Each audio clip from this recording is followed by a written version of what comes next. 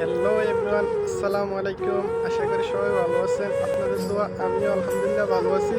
তো আমি একটা কথা আপনাদের কাছে শেয়ার করার জন্য আজকের এই ভিডিওটা। আসলে জীবনে কিছু করতে হলে অনেক কিছু ত্যাগ করতে হবে, অনেক কিছু বিসর্জন দিতে হবে, আসলে অনেক কিছুর মায়া ত্যাগ করতে হবে। জীবনে লাইফে যদি উন্নতি করতে হয় বা ভালো কিছু করতে হয় তাহলে অনেক কিছু ত্যাগ দিতে হবে।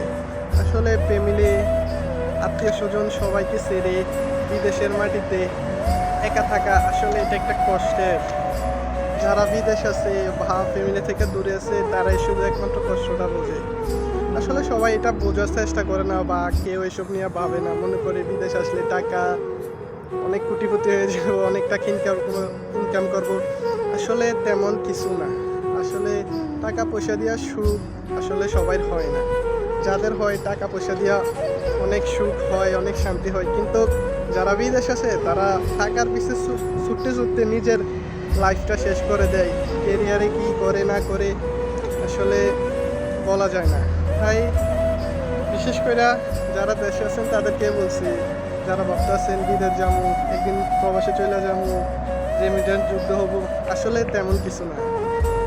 আসো, দেশে আছো, হয়তো সবাই পাশে আছে, ওদের মায়াটা বুঝতেছো না।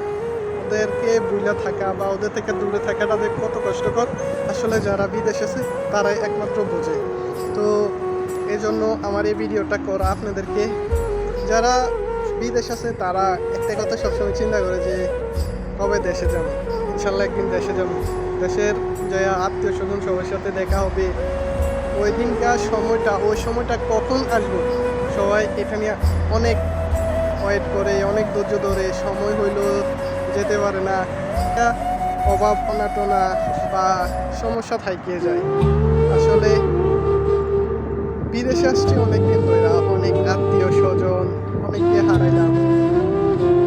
যার সাথে দেখা হয়েছে তার সাথে আর হয়তো নাও দেখা হতে পারে। তো এই জন্য যারা দেশে আছেন তারা কখনো কারোর মনে কষ্ট দিয়ে না, কারণ আজকে একটা লোকের সাথে দেখা হয়েছে, হয়তো আগামীকাল না আমার সাথে দেখা হতে পারে। এই জন্য আর সবাই দোয়া করবেন যারা বিদেশে আছে যাতে সুস্থ থাকে, যারা দেশে আছে তারাও যাতে সুস্থ থাকে। তো এই বলে আমি আমার ভিডিওটা শেষ করছি। সবাই দোয়া করবেন।